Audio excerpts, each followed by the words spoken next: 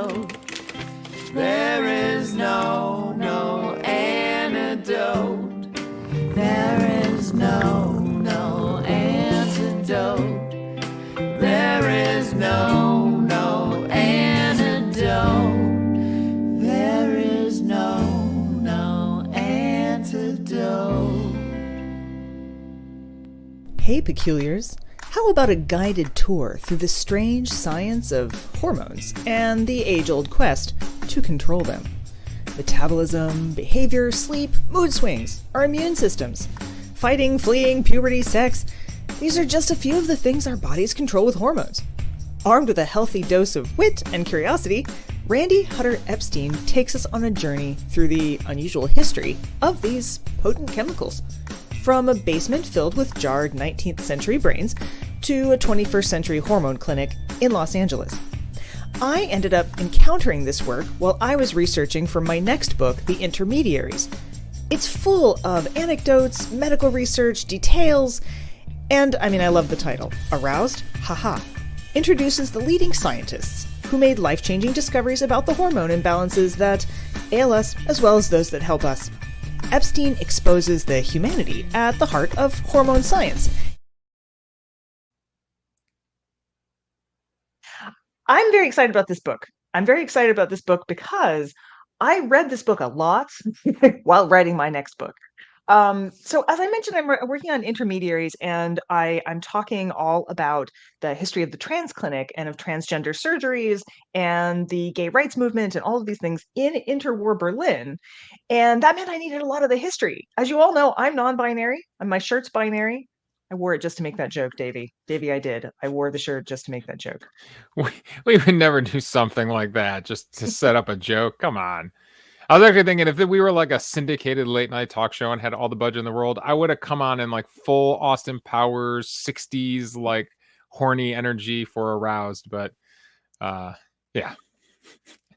But we're not that, We're because not. we're Not we're yet. very intellectual Not here. yet. Yes. Actually, though, what's great is I'm just in the comments themselves. We have so many people talking about things that they learned about Freud and Yeats having the vasectomy surgeries. Kristen Meston was saying she didn't know who she has this whole new understanding of Leopold Pope.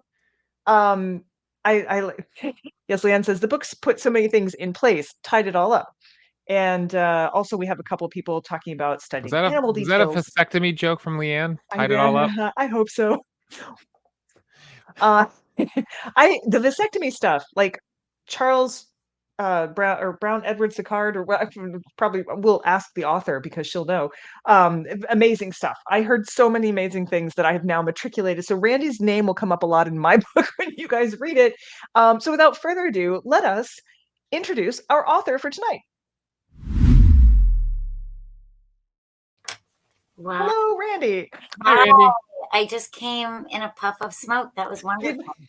It's an ink explosion since we're a squid, we're squiddish here. Got it. It's so good to have you here. And this book I just enjoyed it so much because I was struggling to figure out, because my book is not just about the trans, it's also about hormones. Like, how do we understand this history? And I went looking for histories of hormones, and there aren't very many. Like, there really aren't. So, I was like so excited to find your book and then be like, wait, I know Randy. So maybe you want to say just a few words, like, when you were researching this book, I know there aren't that many other books out there. How did you amass all this wonderful content? Oh, in a bunch of different ways. Some of it was like primary sources, but basically I would start off kind of with this vague notion of, okay, I want to write about growth hormone. Is there a story of growth hormone? And then a lot of times I would delve into like scientific articles that were written in the 30s or 40s or 50s. And then invariably looking at the old newspapers, I would find some newspaper story about some controversy. And it was just sort of like this detective trail. And then fortunately, I was able to talk to a lot of people who are well into their 90s, but still really sharp. Okay, not well into their 90s. They were 90 or 89 or 91 or 92. But to me, that's well and in their 90s. And they were there and remembered So then that set me on a chain of who else can I talk to?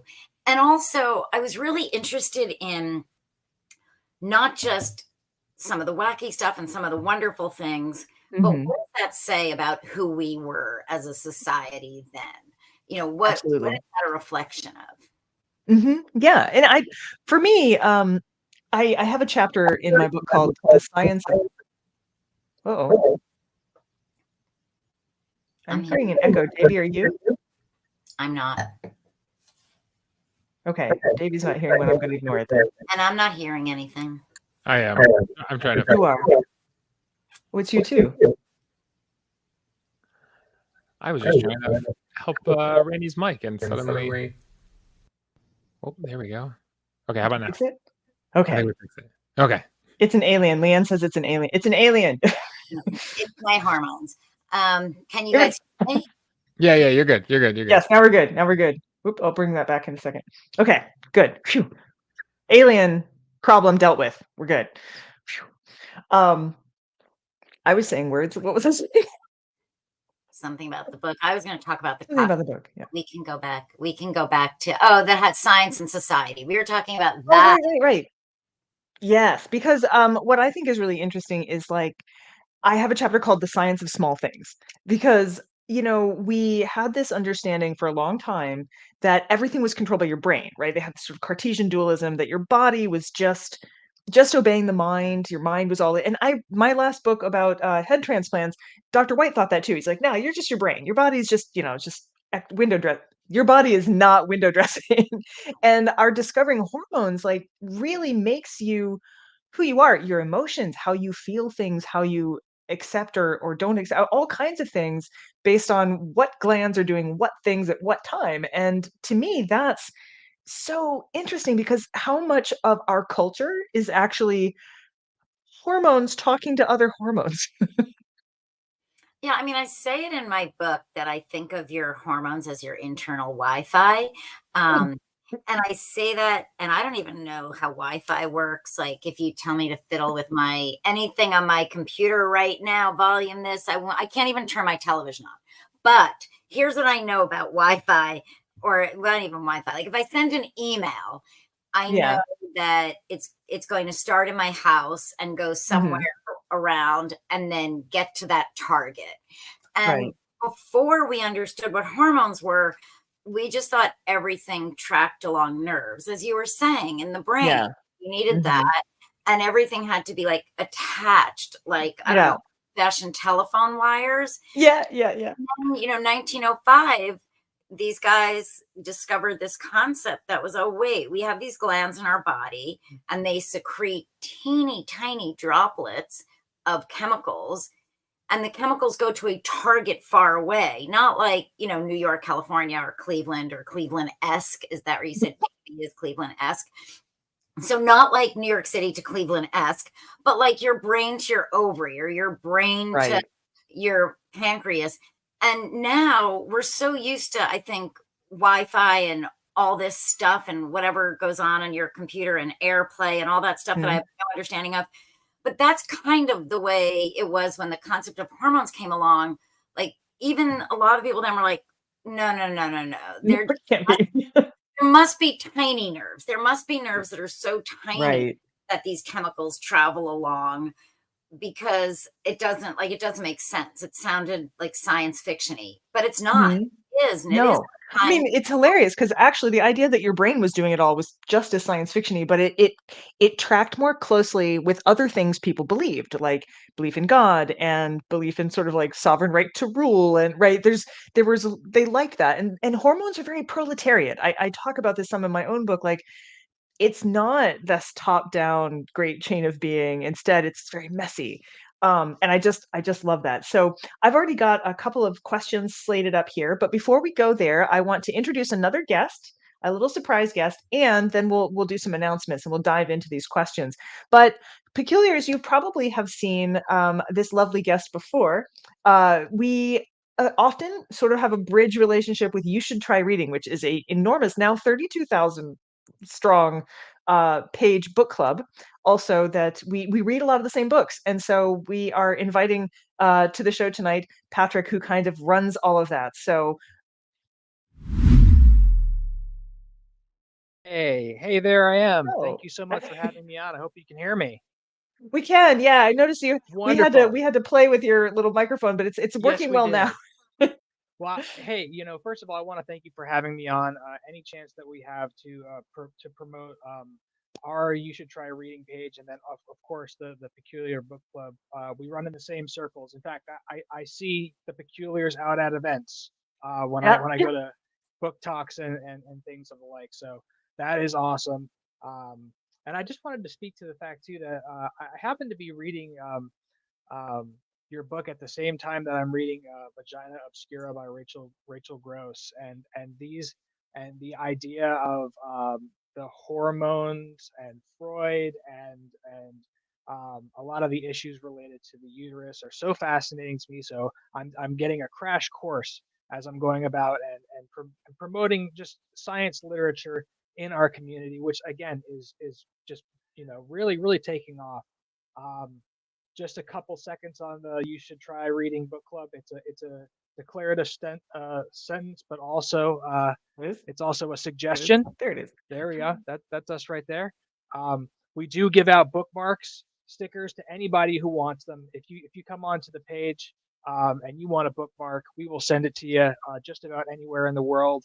Got all sorts of stuff, mugs included. All of that is free of charge. We just want people to be reading, and you can see we're reading Doing Harm as well. Mhm. And then we have just started up a great segment on You Should Try Reading Kids, as we do nice. have a young reader in the house. So we're trying to get all elements of reading fandom represented here. And again, can't thank you enough for having me on. Always happy to join the discussion and promote your Oh, you group. do. Obviously your authors. Yeah. And Patrick does a lot of promotion for us and pushing us out to his group. And hopefully there's some of you here. If there are, hello, those of you who are normally in the I other hope so. book club. But we really appreciate anything we can do to try and improve science literacy, nonfiction reading. I love fiction too. We do some fiction on Sure. the show, but it's just so important, I think, to get people reading things like Randy's book, like Vagina Obscura. Yes. Since it's not turning up in sex education, unfortunately, it seems. So It is not. it's It is not. And yeah. parents really have to take. I have Dr. Fitzharris's new Plague Busters book here. Oh for the yeah, kiddo, that's for kids, which is great. Yes, and that's fantastic. And even in our I think very open-minded community, there's a lot of discussion about what kids should or should not be seeing, and we try to deregulate that as much as possible in the space that we have online. And then for anybody who hasn't seen me before, I usually wear a very deceptive mask. So this is one of the few times you'll actually see my face. So again, It's usually pleasure. he's like bright and shiny. He's got a shiny. Yeah. He's kind of like the Mandalorian. This is the way. That's me. That's right. That's There's a me. Mandalorian helmet over there. I'm pointing in the wrong direction. These mirrored things for video are very confusing. I was gonna say, Patrick, reading to kids is important. As someone who has a 19-month at home, what they don't tell you There you is go. not only will you read, but then you'll read it again, and you'll read it again, Yes. and again, and again, and again, until you could So do, many times. yeah, until you could do chicka chicka boom boom by memory. And You know, you know it's what? The science backs up that doing that will. I mean, the synapses that you are forming by doing that is just tremendous. And I'm sorry, whoever I spoke over there. I apologize. Oh, no. Now we do that all the time. I'm autistic, remember? So that's our love language is Yeah. interruption. If you're autistic, not being able to read the social cues is difficult. But it is so good to have you on. He's going to come back and join us for the quiz in a little bit. So we're going to have a little extra input for the quiz tonight. Thank you so much, Wonderful. Patrick, and hang out with us for a little bit longer. Absolutely. I did want to say too that Kathleen Richardson has been trying to join us on Wi-Fi, but her Wi-Fi signal is weak, so her hormone signals are not getting to where she needs to go. Hopefully she'll be able to log back in Didn't a she little say bit. she was at the gym? Joining us from the gym. Massage chair. That's how you take in Peculiar Book. That's We should how all you be do so it. It's the best. Let's do some announcements, and then I will get to these questions, which are actually starting to pile up a little bit. Okay, so announcements. We have a couple. First of all, don't forget that if you go to the live, pointing in the wrong direction again. Up here on your YouTube, it says live chat. Make sure you chose the live. You can contact and talk to us. Please do. You'll see that there's a wonderful conversation happening. I star the questions so that I can get them in and ask them. I will put them up on the screen and I will read them out loud for those of you who are joining by podcast. By the way, if you're on our podcast, we also do the video show. So I'm always telling our video people that we have a podcast. And then I thought, wait a minute, if you're just listening to the podcast, you can see our faces too. That's why Patrick was talking about seeing his face. You can come over to YouTube and see us there too. You can subscribe and like and do all of those fun things as well. One other announcement I don't actually have the slide up for, but I do think it is important for me to mention. We are now doing our annual member drive. So our new season dropped. I sent out newsletters to all of you who are subscribed to the newsletter. You can see our upcoming shows on the website. It's going to be awesome. Our VIP shows this year are going to be what's called, it's a new series called Authors Hosting Authors. And that means Lindsay Fitzharris comes back on, Mary Roach, Deborah Blum, Rebecca Fatchner, is that right? Rebecca Gibson, sorry. I get them all confused. And I'm missing somebody. Rachel Feltman coming back on. So all of these folks are coming on, and I asked them if they wanted to host a show to pick the authors they wanted to talk to. So they got to pick their favorite authors. So Mary Roach is inviting Daniel Cross, who just did Whalefall, who has written books with Guillermo del Toro, who wrote Shape of Water, because Mary Roach was like, I wrote Gulp, and this is a book about getting swallowed by a whale. And I was like, perfect. So those are our VIP shows next year. You can subscribe going monthly through our Patreon. But if you subscribe annually, you get a 20% discount, and you also help us so we can kind of like pay our bills up front, which is nice. So that is going on. It's all over Facebook. It's on our webpage. It's everywhere. Please do sign up for our membership. It is a lot of fun, and we appreciate it very much. Next up, I think is the newsletter. Oh yeah. If you want to, get our newsletter. I realize some people still don't get our newsletter, even though we have a lot of you on there now. If you want these links sent directly to your inbox, and you also get information about memberships, etc., that's where you need to be. You can go to our website and sign up. But now on to the cocktail. This is for you, Randy. We built this cocktail. Kat Richardson, so she was the one at the gym who's been having trouble connecting. She built this lovely cocktail, and I have to tell you guys, I was like, tequila, vermouth, Campari apps, interesting. It is really good. It's really, really good. Good. I was doubtful. So good. And it's like not too sweet. I thought it would be, and it's not. It's amazing. We had the Peculiars come up with names and then vote on them on Facebook. And there was a tie last I checked. It might have been beaten by now, but one was sanguine secretions. Oh, like that. And the other was cherry coercion. So I think you could call this drink by either name if it pleases you. And it's very, very good. This is a difficult one to make non-alcoholic, though, since it is all the alcohols. Right. I guess you could drink a thing of cherry juice, but yeah. You could, potentially. Anyway, it's very good. And I appreciated it very much. And so it's for you, Randy, your very own book cocktail. Because we love you. Excited. I'm so excited. And it really is good. Like, I recommend everyone go out and make themselves one. It'll balance your This is all you need, guys. No more anything else. Well, speaking of doing things in honor of Randy, so one of the things we do is we have a component podcast, a little bonus podcast in our audio feed that we call the Peculiar Movie Club, and we tie it back to themes from a book from that month. So for your book, Aroused, originally me and my podcasting partner, Darren, saw the title of your book and went, we're doing a horny teenage movie. And then I started listening to your book and realized we would be missing the mark there if we did just a horny teenage movie. So one day we'll find an excuse to do Porky's or American Pie or something like that. But so I needed something with hormones in it. And I thought this was the perfect time. All the Peculiars know that I love the TV show House. If I wanted to, I could bring every quiz back to the TV show House, but I keep a limit on that. And I just thought, with so many hormones and hormone disorders and things that you talked about, it'd be the perfect time to take 3 episodes from the TV show House. And so it's going to be the Peculiar TV Club this time. And we break down the themes. We look at how they connect back to your book and the episodes. And I'll put these in the chat. And let me find my text chain with my message chain with Darren here. Probably should have had this up ready beforehand.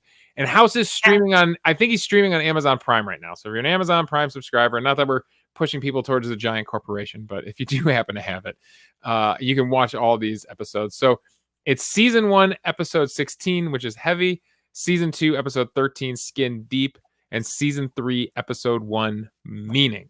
And Randy says you don't need an excuse to do Porkies. That's right. Maybe we'll just, like we did a Halloween episode. There we go. The episodes are in the chat there. So there you go. I appreciate everyone who listened to our Halloween episode. We did the Wicker Man, and a lot of people jumped in and listened to that. We had a really fun conversation about scary movies. So and this is what I love is, when you Peculiar Book Club, we just keep adding more stuff. And also I'm going to be doing we can't get all the authors who want to be on the show into the show.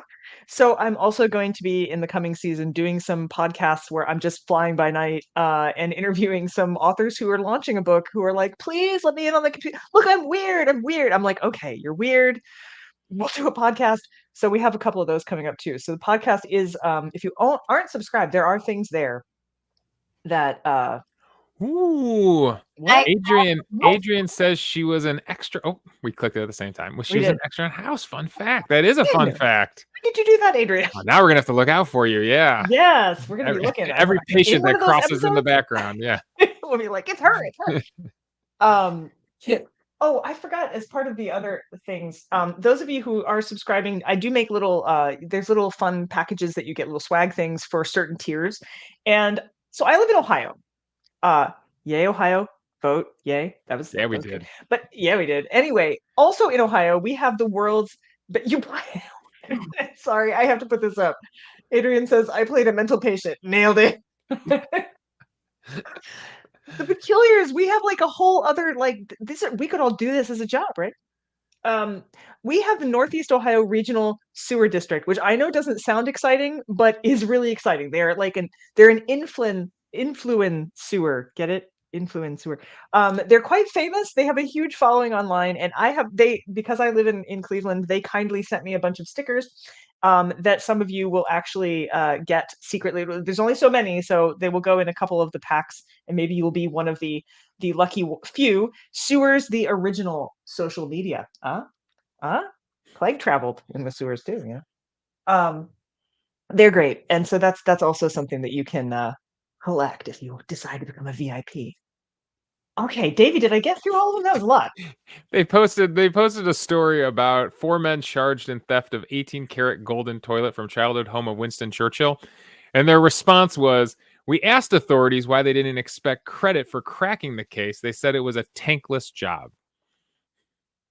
That's the Northeast Ohio Regional Sewer District. You guys you do yourself a favor. Trust me. They have these T-shirts that they wear that say, they have T-shirts that say, don't let friends flush wipes. They're great. Maybe it's just an Ohio humor thing. I don't know. I think it's funny. Right. Back to hormones. Though this is important, right? Because the hormones in toilets is a thing. Yes, Randy? Yes, it's a thing. Because birth control pills and like frogs are changing genders and stuff. Yeah, it's a thing. It's a thing. See? I knew we could make it work. All right. I have some questions, and I'm going to throw the first of them up here. This is Kristen Meston. She says, now that the bird community is changing bird names to get rid of racist, etc., and make them more descriptive, do you think the medical community will follow, at least get rid of eugenicists? Oh, that's for me. I thought that was for you. Okay, but I would like to know from Kristen, meaning that's such an interesting question, because we tend not to call people eugenicists now, and I would like to know what she means by that, because you could talk about like all the artificial stuff all the stuff that we do to make babies when you're choosing, I want a boy, not a girl, or pre-implantation genetic diagnosis, is that kind of along the lines of figuring out what the next offspring would be? So I strongly suspect she means, but I'll let Kristen check up. But I think she means like medical descriptions that are continue to be racist, having to do with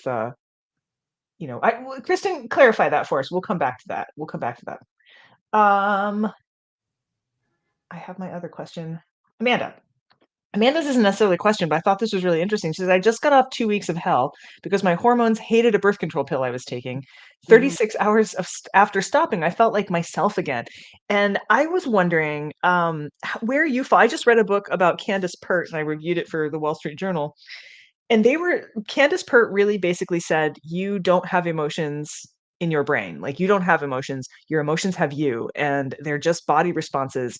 And the body is making the hormone or making the emotions, and all your brain is doing is interpreting them. And I was wondering, after reading your book and after doing the stuff that I'm doing, how do you feel about that? Like, Amanda said, I felt like myself again after I stopped taking the hormones. Where is the self when we think about hormones? Well, I think Amanda herself was the self before and after the birth control pill. I mean, it's one thing to be like, today without any pill or whatever, I'm feeling X, and myself was yesterday. Mm-hmm. It's like, well, no, yourself is today and yesterday. But I do think we have a history of really ignoring the side effects of birth control pill, and it is the most effective. I think nowadays the IUD for younger women is becoming more popular, and for many women there's fewer side effects.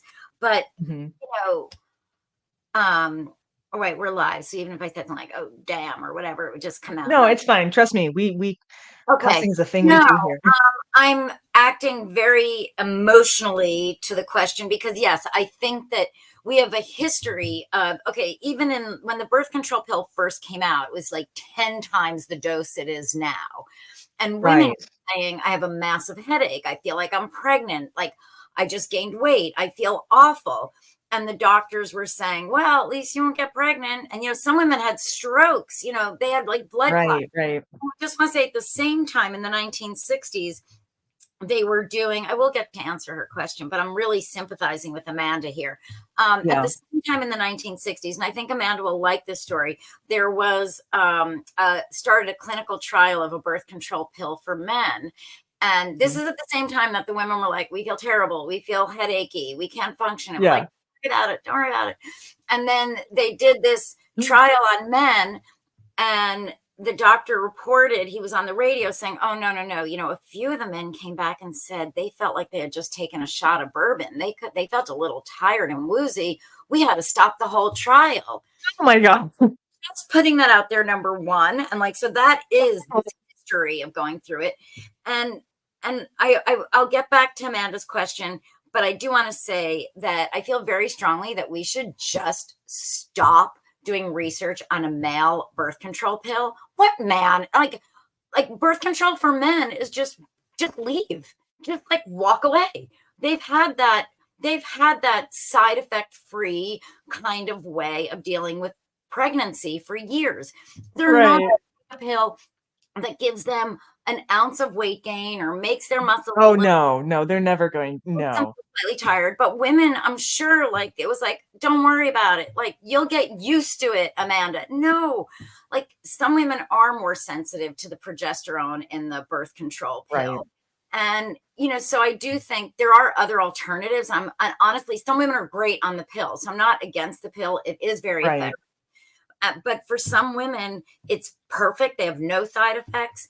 But or have positive side effects, which can happen too. Some people have plus side things. I think for some women, you go on the birth control pill, and honestly, it's not like, whoa, now, like I think you're on the birth control pill, and then maybe you're feeling depressed, and then you can always find a reason, like, oh, it's not the pill, it's because this happened at work, or I haven't been sleeping well, or blah blah blah, and then.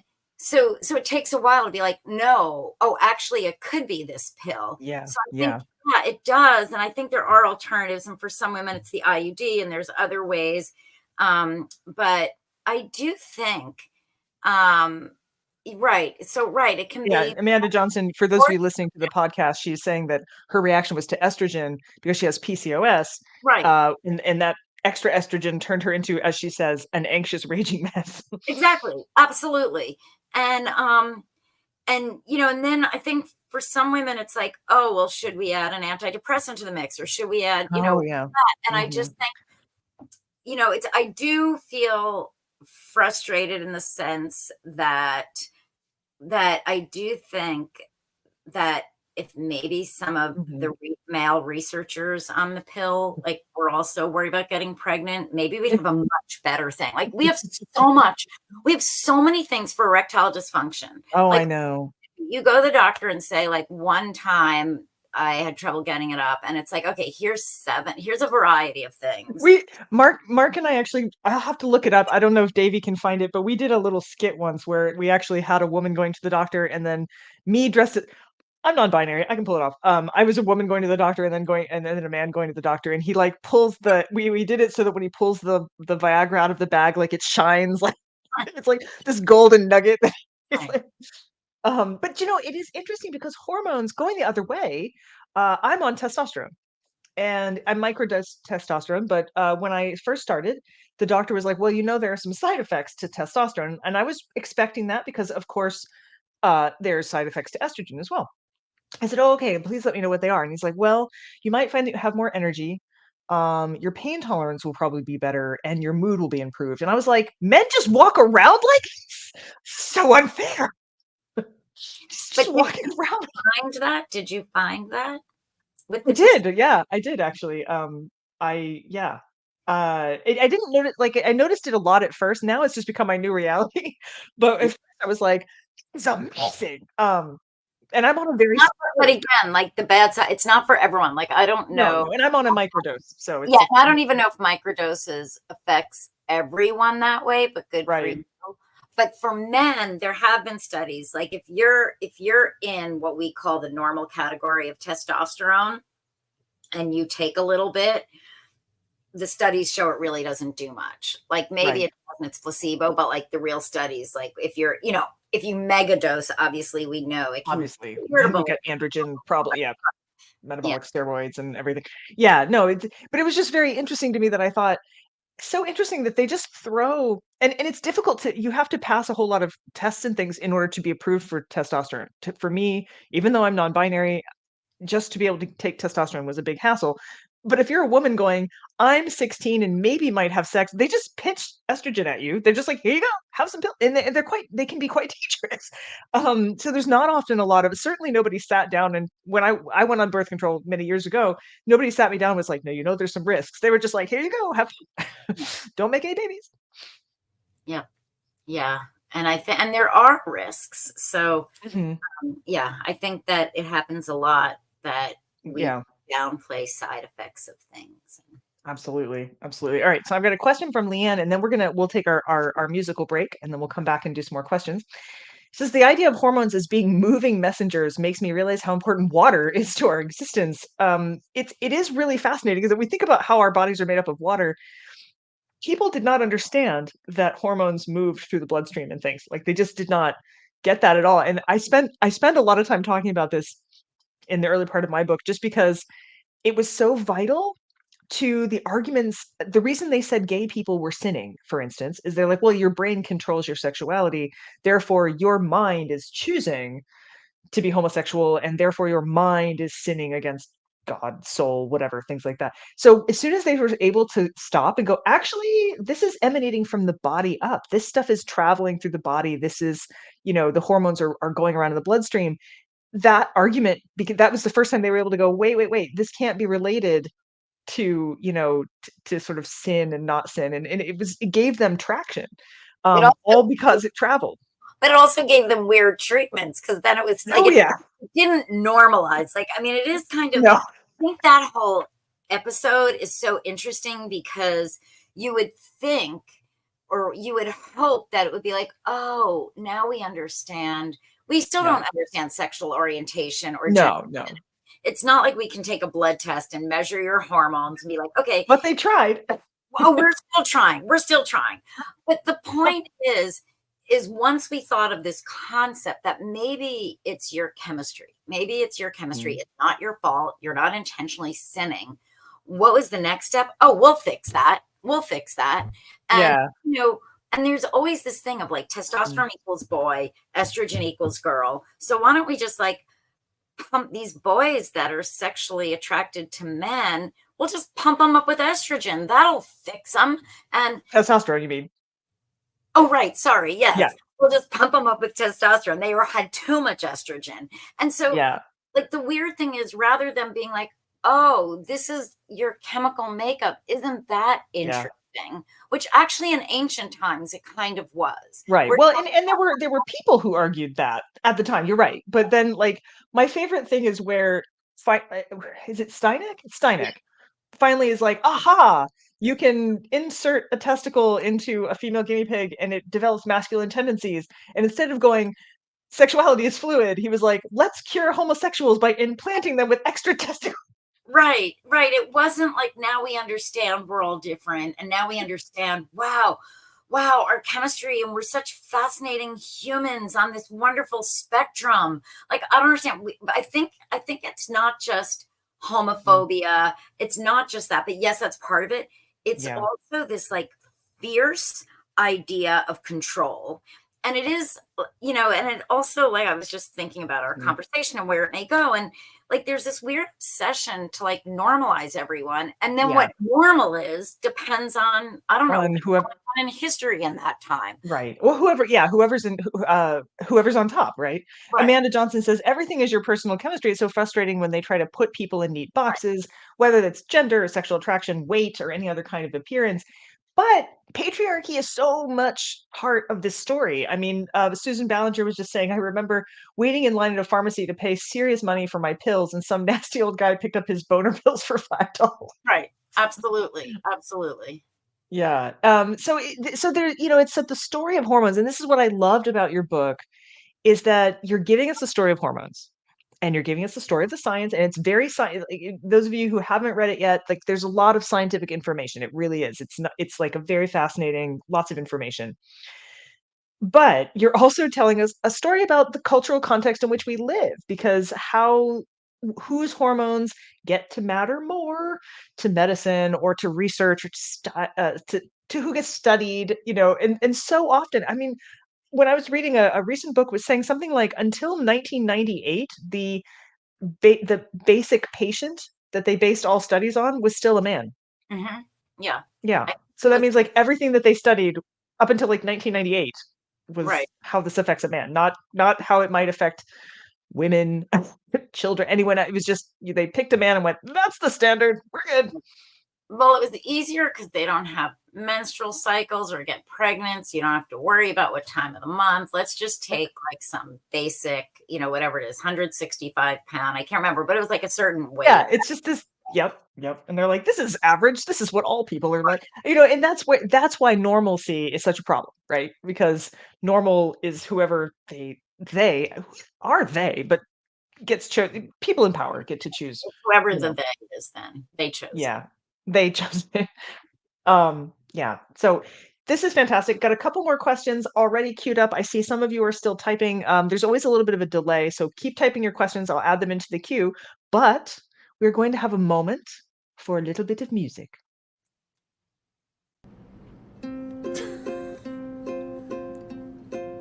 Hello. We're Charming Disaster. Friends, family, peculiars, and esteemed guests, welcome to the Big Top. Our hero, the trapeze artist, is speaking off stage to the one-legged tattooed lady, his lover. Unbeknownst to them, his wife, the snake charmer, looks on.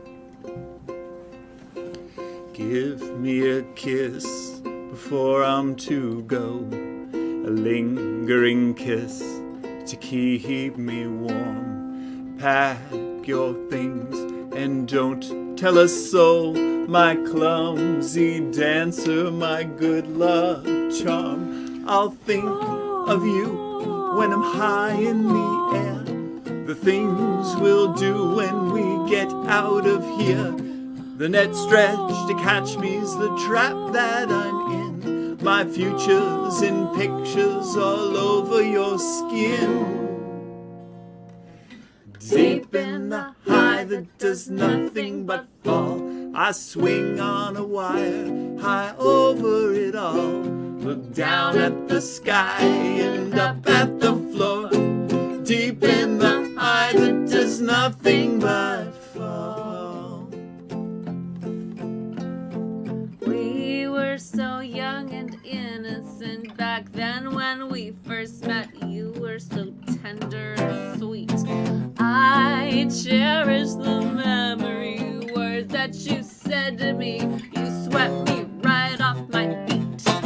Now I know a couple things. There's a life in the ring, then there's a life that you live. You've grown cold and distant. It's making me desperate. Something is going to give. Beware the snake charmer with the lazy green eye. She's a hot-headed harpy with a murderous mind. I've been in her coils for 10 years of my life. A pox on these rings which do nothing but bind. It must have been madness when we were wed. The liquor of passion gone straight to our heads. Ever since then there's been pain and regret, bile in our hearts and snakes in our bed. Snakes in our bed. It's my job. Deep in the high that does nothing but fall. We had our time, darling, that time is no more. Look down at the sky and up at the floor. Deep in the high that does nothing but fall. You're a bastard.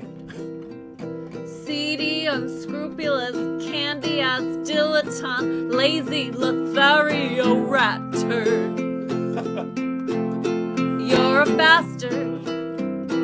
Self-centered, ignorant, cheap, inconsiderate, two-timing, impotent, layabout, flatulent, mama's boy, drunken disaster. You're a son of a whore.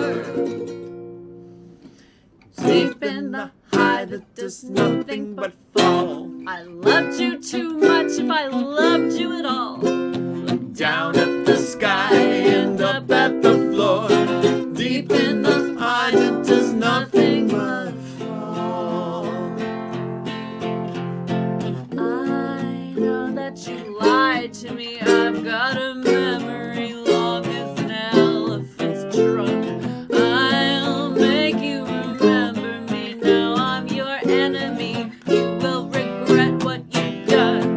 Think of all of the years we spent under this circus tent. Now I am wondering why. You'll know what I meant. It'll look like an accident when I teach you how to fly. He flies through the air with the greatest of ease. The daring young man on the flying trapeze. His movements are graceful, the girls he does please. The daring young man on the flying trapeze.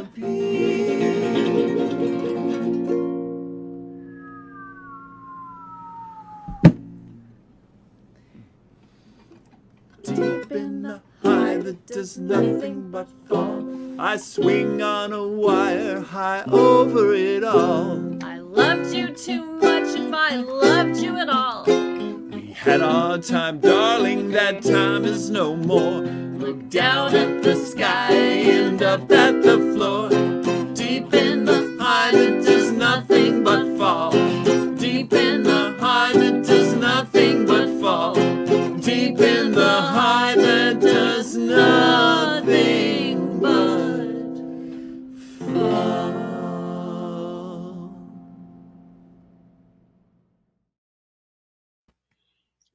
Wow. Incredible. What a journey that song is.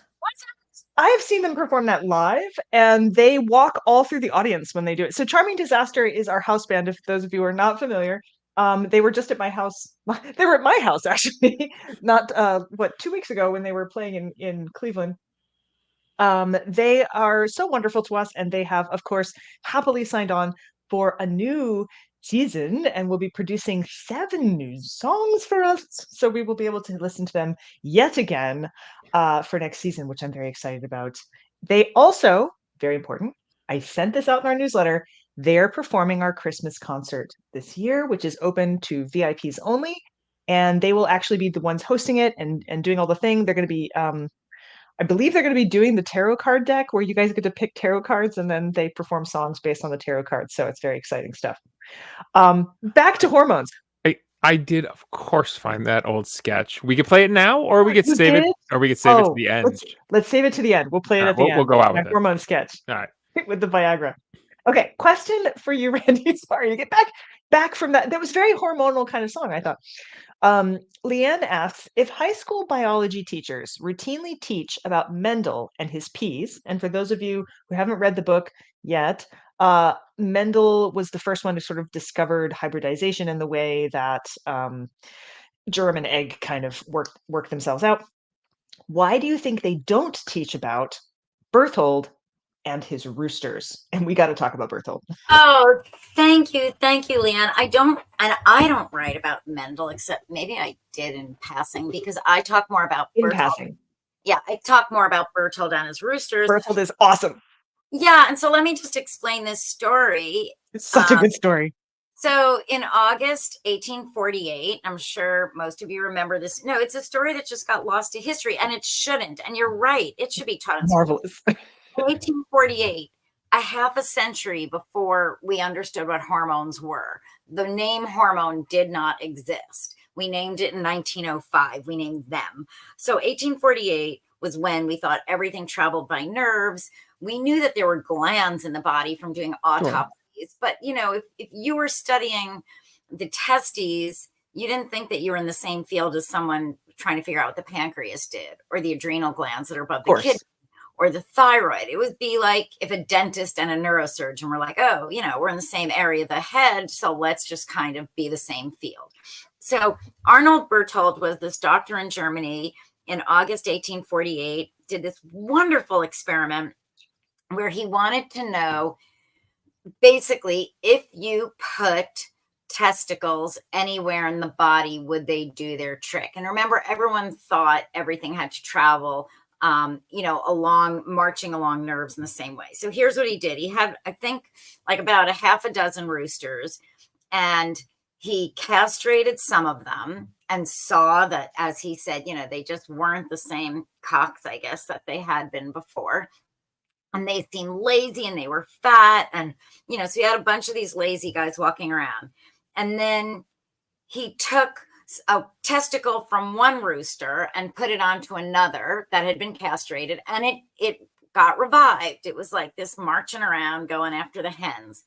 But then he did, which we consider the very first hormone experiment ever. He took one of his castrated roosters, so nothing between its little drumsticks, and then he took testicles from another rooster and implanted it in the belly of this rooster, which is really, if you think about it, like, the best scientists are the ones that ask the weirdest questions, the most peculiar questions, we could say.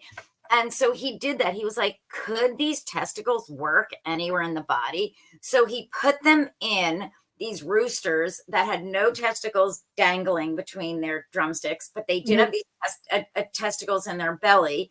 I'm kind of doing the hand motions here, but I realize it's not. I'm literally like miming the stuff you're saying because I'm so excited about the story. I didn't do drumstick one, but I'm doing like the belly one here. And then nothing between the drumsticks. Nothing between the drumsticks, but I'm not doing anything weird down there. You know, nothing there. But you can do it. Like nothing there, nothing dangling. And then he found that these roosters with their belly testicles turned right back into these like macho hen chasing roosters. So he wrote this up in a German scientific journal, and the name is in my book, and I don't speak German. But wait, we got to talk about the autopsy first, right? Because he opens them up. Oh, right. Right. Saw this vast array of blood vessels. Right, but no nerves. Nothing nerves. going to the brain. So he basically wrote this scientific article saying, this is what happened, which actually defines how hormones work, that they can be anywhere in the body, that they must travel through the blood. It's a beautiful description of hormones. And nobody reads it. He read it. I mean, it's all, thank you. I mean, if he wrote it and there was a peculiar book club thing, maybe you would have read the article, put them on, and then hormones would have gotten their name in 1848 and you would have started this whole thing. But it was before, Brandy, you started this whole thing of getting people doing My fault. If only the Peculiar Book Club could go back in time, we could have resurrected Berthold's roosters. Exactly. So he wrote it in a scientific journal. And yes, to be a good scientist, you have to ask great questions. You have to do a good research. You have to publish. But then you kind of have to appreciate the ramifications of what you've done. And he kind of didn't. It just got shoved away and forgotten for 50 years. That's like generations. So the science was there. And then it was dug up 50 years later, and people are like, oh, actually, that's changing our concept of how the body works. So I love that story. He finds it and just goes, meh. And I got, oh, well. We're so worried about how we talk about hormones and all this stuff in school. Just talk about the roosters. She's so right. Like, no one, I don't think parents are going to call and be like, we don't talk about drumsticks in our family. I think it'd be okay. I think it would be okay. So I had to give a talk in Virginia. Was I in Virginia? Where was I?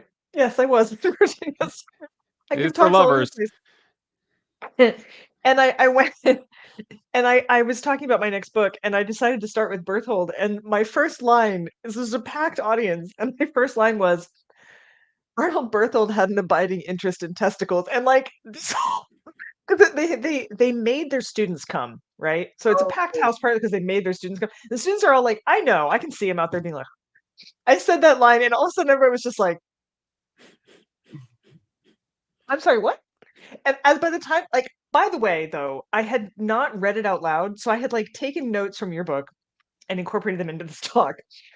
And I hadn't realized how many times I had to say the word testicles, which it becomes kind of a weird thing. Like when you've said it the 7th time and it's only been 30 minutes, you're like, and so because I'm me and I don't know how to keep things inside my brain, I literally say to this, I was like, do you feel like I'm saying testicles too much? Shall I say gonads? And the whole place just lost their shit. And I was like, we'll go back to testicles. That's fine.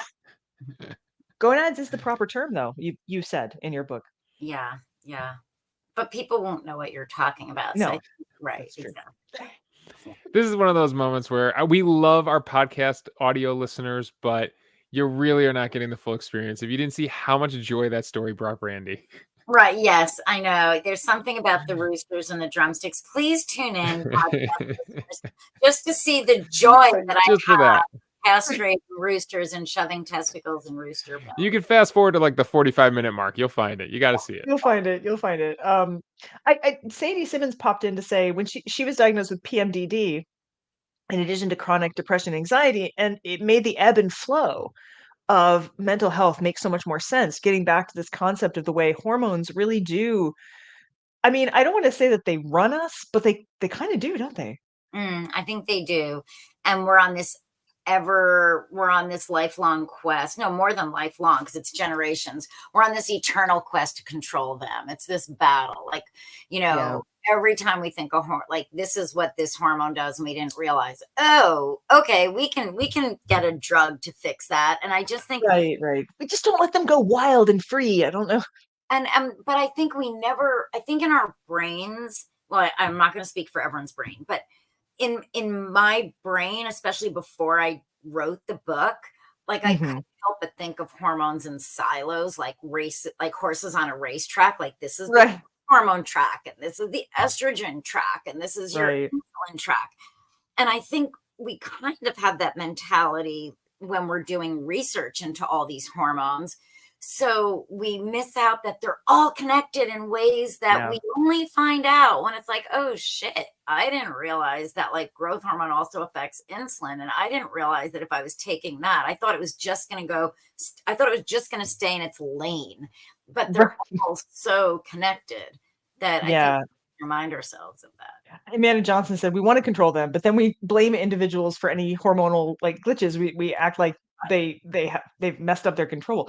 Amanda also asked, what do you think of the semaglutide thing? Is this what you expected to see in regards to weight management? Is it a side effect? You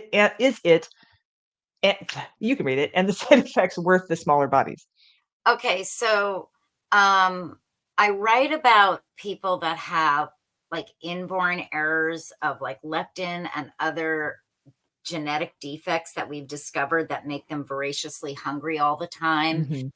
For some people, we do know how to balance them if they're missing leptin, and we give them leptin. Some people don't have the receptors to respond to leptin. That's like an appetite. Right. That's what makes you full. And so the research is fascinating because it shows that hormones don't just like control your metabolism, they control your desires also, which is fascinating. So my book came out before the whole, before all these new obesity drugs came out. But I guess my feeling is every medicine you take, no matter what it is you're weighing the risks and the benefits. So I do think for some people that are morbidly obese and they are really at high risk for heart attacks and, and death and other diseases, that these drugs are still new. According to the trials, they seem safe so far. And I think if you are at a very risky time in your life because of your obesity problem, then I do think, try this new drug. I'm hearing that people who just want to go from looking like 10 pounds overweight to super skinny are injecting it. That frightens me. And I'm a little biased. I will put my bias out there. I have not read all the scientific studies. I will just say that. I've read what's in the newspaper. I've not read the primary scientific studies on this. So I could be completely wrong. But I will just say the excitement for it. And it's not just for weight loss. I'm not gambling anymore. I'm not drinking as much. This is amazing. This is amazing. And there's no side effects. And it's great. It just reminds me of hormone history that we've said this so many times. And then like 20 years later, it's like, oh, wait, you're all dying of cancer. Oops. Yeah. Or who knew? Like, what? We didn't realize that you could mess with your hormones and you wouldn't see the effects for 20 years. Who knew that? So, right. So there's a few things going on. I'm seeing the comments in here. One is like, it annoys me that it's so expensive so that if you're a rich fat person, you can go on it. But if you don't have the means and you are dangerously overweight, well, good luck with that. And if you're a rich kind of overweight person and you just want to take a shot of something and get in a bikini, yes, you can take it. But so I have a lot of issues with it. But I do think, so I was just talking to another author who has this amazing book called Wonder Drug, and it has to do with thalidomide. And it's really interesting. And she was asked this question too, not because of her book was on hormones, but it was because of a side effect of a drug that we didn't see. And she was like, oh, if I were choosing between taking something and it wasn't something I had to take, because I'm going to die or I'm at risk, want it to be out there for a good 10 or 20 years, at least, And I think I want to keep talking about this, but we are getting really close to the end of our show. So it is time for us to bring Patrick back, and I'm going to drop out actually. So there's only 3 of you, and run the quiz. Oh no! Hey. All right, it's quiz time. So I was like trying to jump in with a joke, but Randy, you got it. You're rolling. You're on a roll with all that. So let's get to this quiz because, man, this book, there's so many moments in the book. There's so many sections it's like one of those books where you're like, oh, and that, oh, and that, oh, and I want to talk about that. And I actually went all the way back to the beginning of the book for the quiz this week. So You told us some stories about some dogs. And you Mhm. told us some stories about some dog statues. And there were some people that weren't too happy about the dog statues. And it got a little contentious. And I thought, you know what? There's probably some dog statues out there that people are proud of. And we should honor the dogs. I'm a huge dog person. The Peculiars know Kenobi. I think, yeah, from your book, you mentioned. I have mine right here. Aw. So I thought we would do a quiz about dog statues and dogs that are honored. So the quiz is called All Dogs Go to Heaven, of course, after the movie. So these are challenging questions. The Peculiars will help you out. This is more of a guessing game than it is a quiz, but at the Hartsdale Pet Cemetery, you will find many famous dogs, such as Soviet space dog Leica and Leica, that's right, and search and rescue dogs who served at the Oklahoma City bombing. But in the center of the cemetery is a special monument for the War Dog Memorial, honoring dogs who served in what war? Was it A, the Civil War, B, World War I, or C, World War II? And the Peculiars will help you out here. Yeah, apparently this is the most famous pet cemetery in the world. Okay, and I have to think, like, what war seems most canine to me? Yeah. Okay, So so I know that they used trench dogs in both Civil War and World War One. So I'm not sure which one it is. Wow, and I'm thinking Civil War seems very horsey, but I'm not a civil. I'm gonna go with World War One. I'm gonna go with horses. I'm gonna go with B. She's going to be up. Leanne, Amanda Johnson's going to be. All right, the answer is yes, you are correct. World War One. Right. World War Way One. to go, I Doc. wouldn't let you guys talk about like the dog statues without bringing. I'm sorry. Wait, Brimming. I just have to grab my dog for this. Just Oh yeah, absolutely, absolutely. There were trench dogs in Civil War and World War One, and there's the Congressional Cemetery here in D.C. actually has a huge pet cemetery dedicated to them. Yeah, absolutely. We now have double pets for you guys. I was going to bring up there was a celebrity dog. The original Rin Tin Tin was actually a dog that was rescued from World War One. He served over there. Yeah. All right, question number 2. Speaking of heroic dogs, the heroic dog Balto actually resides here in Cleveland at the Museum of Natural History, but he has a special statue in what famous park? A, the Golden Gate Park in San Francisco, B, Central Park in New York, or C, Forest Park in St. Louis? B. All right, Randy's going to be. I was surprised when I looked up a list of, the most famous urban parks. They actually had Forest Park in St. Louis listed as the #1 urban park in the United States. So I got to make a trip to St. Louis and check this thing out. I've been there. It's actually really nice. But I love Central Park. I love Central Park. Yes, Even the Balto statue. I'm trying to get Darwin to say hi. Darwin was asleep, and he's just like, I would like to be back asleep. Hi, Darwin. He's sleeping. Randy, what's your dog's name again? Ellie. Hi, Ellie. Hi, Ellie. The answer is yes, B, Central Park. There is the Balto statue. My wife's grandma actually worked at the Natural History Museum and did taxidermy and had some kind of a hand in the preservation and Balto coming to Cleveland, to the Natural History Museum. That's crazy. So, interesting. Yeah.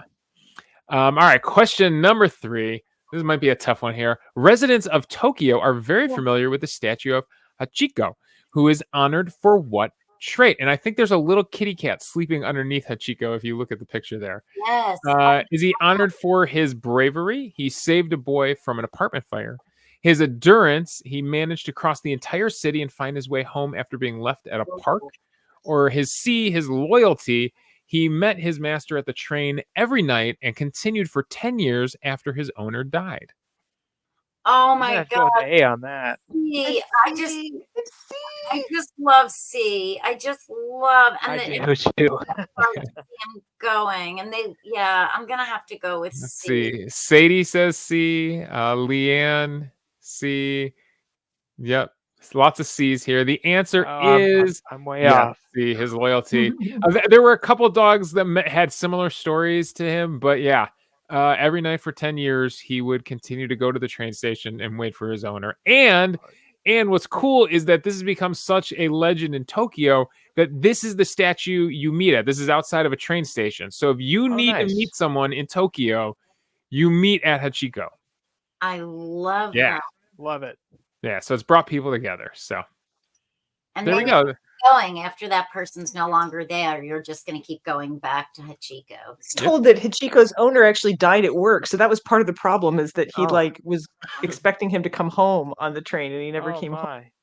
I know, isn't that Oh, worse? just rip our hearts out more, Yeah. Doc. Jeez. Sorry. So there's some statues that we didn't have to have protests and students didn't have to get arrested over. Just some ones we can all enjoy. I know. I'm sorry you were asleep and you want to go back to sleep. I'm sorry. I just wanted you to say hi. Don't you want to say hi? He's like, no, I want to go back. Okay. Fan There of we go. that, but I don't think she's. It's just, yeah. They only have such a Darwin's tolerance really for being on our laps, don't they? He sleeps hard. It's really hard to wake him up. Like as you can see, he's just crashed out again. Yeah. You won't be You know- shocked that now that Darwin is there, Brandy's podcasting mic has been flipped completely around. It's Sorry. Uh, I'll put you down. I'm sorry. I woke you up from your nap. we'll get back to doing silly Darwin and Kenobi sketches for season 5. Yes. There's only so much I time did for that. something. I did something smart. I actually did the promo videos, which you saw a lovely promo video at the beginning, right? Of Randy's book. I'm doing all of them up front for season 5, which is exhausting. But then I have more free time to make sketches. So Sketches like the one you might see if you stick around to the very end here. yes. In fact, we will close with this because it is a really good sketch and it's very funny and it is about hormones. Randy, stick around. Everybody else, thank you so much for being here. Watch our sketch and we will see you on the flip side at a place where if you're weird, you're family.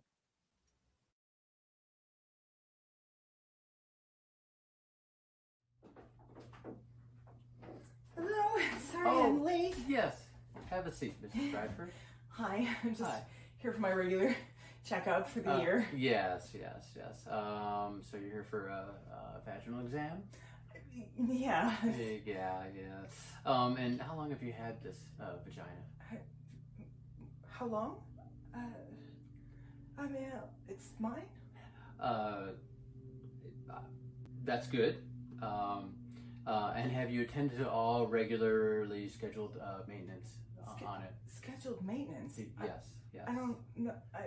I'm not sure I follow. These are just standard questions. Oh, yes. Okay, that's good. Yes. I see your age here.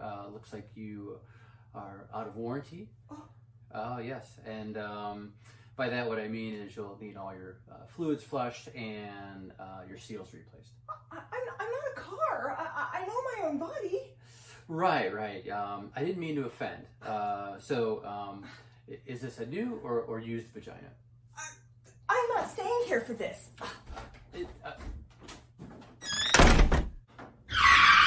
My goodness, what was that all about? That young lady was indeed very upset. Yeah, you don't want to know. Women, as if they know their own bodies. Yeah. Can I get some Viagra? Sure. Yeah, good. Yeah. I don't need to sign any papers or... No, you're fine. No, we have plenty on the shelves. As a matter of fact, I have one in my that's bag. Fantastic. There you Thank go. you very much. You're Thank welcome. And they come with a free keys to the kingdom. Free keys to the kingdom? Yeah, as that's well? Do I right. get a cigar? You get a cigar as well. Go get him, Tiger. You got the blue bottle blues when you wake up in the night.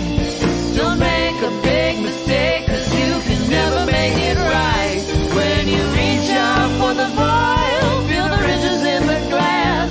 It's a matter of survival, baby, better watch your back. There is no antidote. There is no antidote. There is no antidote. There is no antidote. There is no antidote.